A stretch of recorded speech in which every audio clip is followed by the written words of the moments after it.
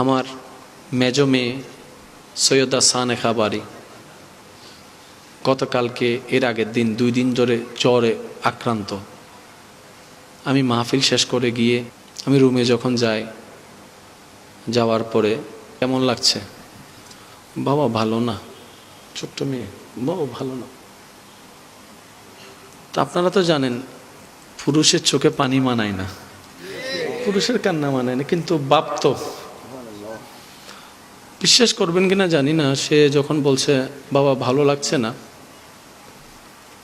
আমাদের মা বাবারা এক প্রকার অনেক বড় অসহায়।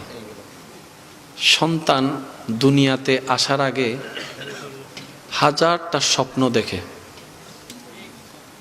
এই সন্তান বড় হয়ে মা বাবার জন্য অভিশাপ হয়ে গিয়েছে, এমন অনেক সন্তান আছে। মাঝে মধ্যে তো এমনও হয় অনেক মা বাবা বলেই ফেলে তুই মরে গেলেই ভালো হতো। ও আমার ভাই, ও আমার বোন, যাই করেন মা বাবাকে অপমানিত করেন না, সমাজে কারোর সামনে মা বাবাকে ছোট হতে দিয়েন না।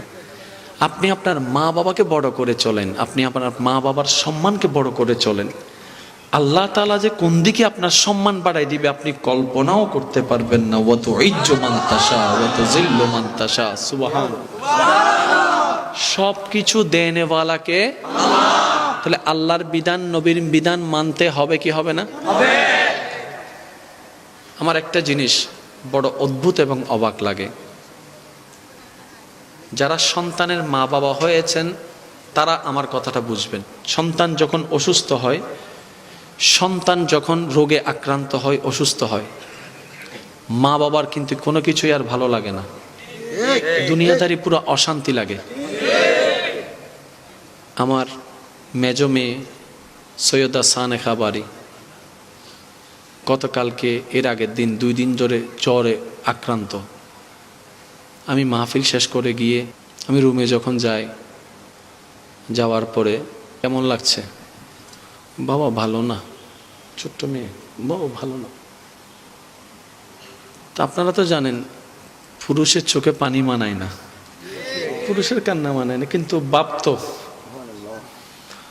বিশ্বাস করবেন কিনা জানি না, সে যখন বলছে বাবা ভালো লাগছে না, তো সন্তানের প্রতি মা বাবার মায়ার ক্ষেত্রে যার সাথে যার অ্যাটাচমেন্ট বেশি, সময় কাটে বেশি, ওর প্রতি মায়াটা হয় বেশি। তা আমাদের জীবনে কিন্তু বাবাদের সাথে বেশি সময় কাটে নাই, সময় বেশি কাটছে আমাদের সবার ক্ষেত্রে মায়ের সাথে। তো সেজন্য মাদের সাথে সন্তানের একটা কানেকশন হয় বেশি, আন্তরিকতা হয় বেশি। তা আমি ভাবতে লাগলাম, নিজেকে প্রশ্ন করতে লাগলাম, আমি তো বেশিক্ষণ সময় থাকতে পারি না, আমার যদি ওর জন্য এরকম মায়া লাগে, যে মা তাকে পেটে রেখেছে তার মায়াটা কেমন লাগবে। এবার এই মায়ের যদি এত মায়া লাগে 10 মাস পেটে রাখার কারণে, যে রব মায়া করে সৃষ্টি করেছেন, যে রব মায়ের পেটের মধ্যে তিলে তিলে সন্তানটাকে বড় করেছেন, পানির ভিতরে নিঃশ্বাসের ব্যবস্থা করে দিয়েছেন, যে রব হাজার অপরাধ করার পরও আমাদেরকে দয়া করে যাচ্ছেন, সে রব বান্দাকে কতটুকু ভালোবাসে।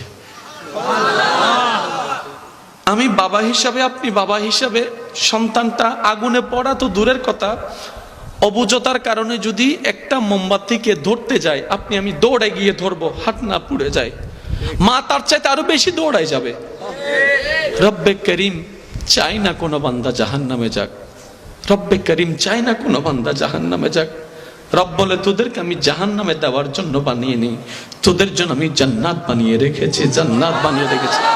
বান্দা ঈমানটাকে মজবুত করে, আমলে যদি কোনো কমতিও থাকে, গুনার পাহাড় যদি আসমানও ছুঁয়ে যায়, লা তাকনাতু মির রাহমাতিল্লাহ, লা তাকনাতু মির রাহমাতিল্লাহ, লা তাকনাতু মির রাহমাতিল্লাহ, সবার আমার দুয়ার থেকে তুই ফিরে আসলো, আমার দুয়ার থেকে তোকে ফিরাবো না, আমার রহমত থেকে তোকে ফিরাবো না, আমার রহমত থেকে তোকে বঞ্চিত করব না মাওলা। আমার নবী রাহমাতুল লিল আলামিনের উসিলা দিয়ে একবার তুই তওবা কর, একবার তুই তওবা কর। ওয়া ইযলামু আনফুসাহুম জাউকা ফাস্তাগফিরুল্লাহ ওয়াস্তাগফারা লাহুমুর রাসূল লাওয়াজাদুল্লাহ তাওয়াবার রহিমা। নবী রাহমাতুল লিল আলামিনের উসিলা দিয়ে একবার তুই আমার কাছে ক্ষমা চা, আমি রব তোকে সারা জীবনের গুনাহ মাফ করে দিতে রাজি আছি। আমি সবার কাছে একটা অনুরোধ করব, আমরা যেন কয়েকটা জিনিসকে জীবনের সাথী বানানোর চেষ্টা করি। যেহেতু আমাদের হায়াত অনেক কম, অর্ধেক শেষ, বাকি আছে অল্প। এখন থেকে আসেন না আমরা একটু প্ল্যানিং করি। যেমন পড়ালেখার জন্য একটা রুটিন বানিয়েছিলাম, দৈনিক কাজের জন্য আমরা কিন্তু একটা রুটিন বানিয়ে, যদি আমরা কাগজও না বানাই, ব্রেনে কিন্তু একটা রুটিন সবার আছে। কখন অফিসে যাব, কখন অফিস থেকে আসবো, কখন কি করব, প্রত্যেকটা একটা প্ল্যানিং করি। আসেন না আমরা 5 ওয়াক্ত ফরজ নামাজের পাশাপাশি কিছু ইবাদতের, কিছু সওয়াব কামানোর ব্যবস্থা করি। যেমন আমাদের জীবনে দরুদের একটা পার্সেন্টেজের দরকার আছে না নাই? ইস্তেগফারের একটা পার্সেন্টেজের দরকার আছে না নাই? তাহলে আমরা চলেন একটা কাজ করি, অন্তত রাত্রেবেলা সমস্ত কাজ শেষ করে শোবার আগে একটু অজু করে শুয়ে যাব, একটু অজু করে নিব। অজু করে শুয়ে সমস্ত দোয়া দরুদ পড়ে তারপর আমরা উম্মত হিসেবে নবীর উপর প্রাণ ভরে দরুদ শরীফ পাঠ করব। যতটুকু পারি প্রাণ ভরে প্রেম নিয়ে দরুদ শরীফ পাঠ করব। তারপর আমরা একটু ইস্তেগফার পড়ব। তাহলে আমাদের আমলনামায় দরুদের হিসাবও যোগ হয়ে যাবে, ইস্তেগফারের হিসাবও যোগ হয়ে যাবে।